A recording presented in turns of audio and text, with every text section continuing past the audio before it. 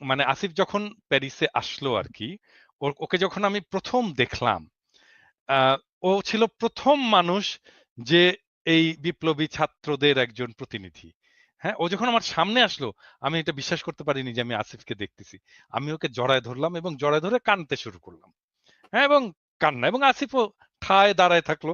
আমি জানি না আমি কতক্ষণ কাঁদছিলাম, বোধহয় 10-15 মিনিট কান। তো দাদা একটা প্রসঙ্গে যেতে চাই, ধরেন আসিফ মাহমুদ আহ, যে কদিন আগে, ধরেন 1 বছর আগে, যে ধরেন বুলেটের সামনে দাঁড়ায় গেছে যে গুলি খাবো, সে এখন পুলিশ প্রটোকলের মধ্যে তার ব্যক্তিগত অস্ত্র ক্যারি করতে হয়। ভাই, তার তো সব জায়গায় সে প্রটোকলের মধ্যে, সিকিউরিটির মধ্যে, তারপরেও তার ব্যক্তিগত অস্ত্র লাগে। তারপর সে ধরেন এই যে হাঁসের মাংস খায়, নীলা হোটেল নাইলে ওয়েস্টিনে যেয়ে খায়। মানে আমি বুঝলাম না আর কি, তাদের জুলাই সনদ ঘোষণা হয়, তাদের নেতাদের অবকাশের জন্য তারা চলে যায় কক্সেস বাজারে। এতদিন পরে যে জুলাই সনদ হইলো, সেই সনদে ধরেন শহীদদের সংখ্যাটাই তো ভুল। মানে জাতিসংঘ বলে 1400, ওনারা বক্তৃতায় বলে 2000, ওইখানে লেখা হয়েছে 1000। তো এই যে অবস্থাটা, মানে এক এক নেতা এক এক রকম করে কথা বলছে। কেউ বলতেছে এইটা ঘুরাই দিবে, এটা উড়াই দিবে, হ্যান করবে ত্যান করবে। জিয়াউর রহমান বা মানে একটা প্রতিষ্ঠিত সিনিয়র রাজনৈতিক দলের ব্যাপারে তাদের যে মনোভাব, তো এগুলো মানে সব মিলে কি মনে করে, মানে কি এনসিপি হয়েছে কি, এনসিপিতে কি ভর করছে? আমি আমি কনক বোধহয় জিয়াউর রহমানকে নিয়ে যখন ইসমাইল পাটোয়ারি আম, যখন একটা মন্তব্য করছিল, আমি আপনার এখানেই প্রথম এটার প্রতিবাদ করছিলাম। আমি বলছিলাম এটা খুব খারাপ কাজ হয়েছে এবং এটা এক্ষুনি প্রত্যাহার করা উচিত। আসিফ প্রসঙ্গে বলি আর কি, আসিফ প্রসঙ্গে তো আমার ফেসবুকে এসে সবাই আসিফ কিছু করলেই আমাকে এসে ধরে, আসিফ কিছু করলে আমাকে এসে, আপনি কিছু বলেন না দাদা কেন? আসিফের এটা আসিফের আসিফের বক্তব্যটা একটু শুনো নাকি আমরা, এই হাসির আহ, মাংসের বক্তব্যটা? না, আমি শুনছি। আপনি দর্শকদের জন্য ভাই দেখাইতে এটা শোনেন। নিয়ে আলোচনার আমার মনে হয় আচ্ছা মানে খাওয়া বলেন। দাওয়া নিয়ে এটা নিয়ে আলোচনা করছে, এটা আমি এত আচ্ছা, সিরিয়াস কিছু মনে থাক। করি না। ও আমি খাওয়া দাওয়া করছে ভাই।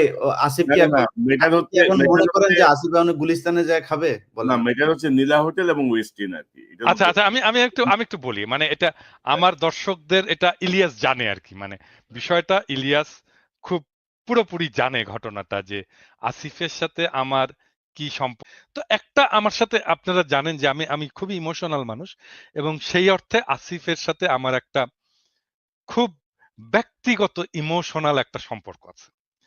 হ্যাঁ, খুবই ব্যক্তিগত ইমোশনাল সম্পর্ক আছে, এবং ইলিয়াস জানে যে আসিফকে আমি কম বকাবকি করি না, প্রচন্ড বকাবকি করি।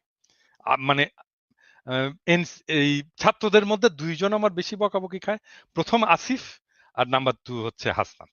হুম, এবং আম, আমি কিন্তু চেষ্টা করি সব সময় যেন আসিফ কোনো ভুল না করে, কোনো মিস্টেক না করে, ওকে কাউন্সেল করা, ওকে শেখানো, ম্যানেজমেন্ট শেখানো। আমি এগুলো ছোটখাটো অনেক বিষয়ে তাকে সাজেশন দিই। এখন ছোট ছেলে, এখন ধরেন যদি কেউ বলে যে মানে আহ, আপনি আশকারা দিয়ে দিয়ে আসিফকে এরকম করছেন, বলতে পারে, যদি বলে। হ্যাঁ, কিন্তু আমি আসিফের প্রতি ওই স্নেহ, ওই ভালোবাসা, ওইটাকে আমি ওইটাকে আমি সবসময় নার্চার করব।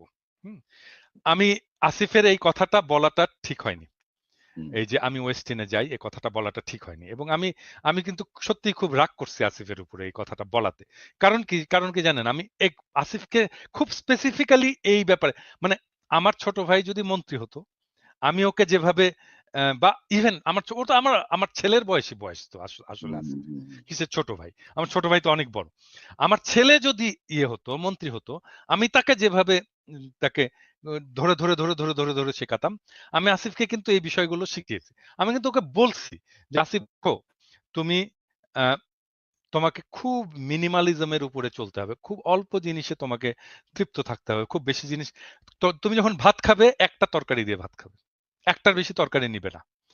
আমি বলছি কেন নিবে না, কারণ তোমার দেশের মানুষ একটার বেশি তরকারি দিয়ে ভাত খেতে পারে না। তুমি তার জীবনটা বুঝতে পারবা না তুমি যদি এটা না করো, তুমি এই কাজটা করবে। আমি কিন্তু এক্স্যাক্টলি এই কথাটা বলছি। এবং যখন আমি দেখলাম যে আসিফ বলতেছে যে আমি ওয়েস্টিনে যাই, আমার খুব খারাপ লাগছে, আমি খুব বেদনাহত হয়েছি, মানে এটাতে, আসিফের এই কথাতে।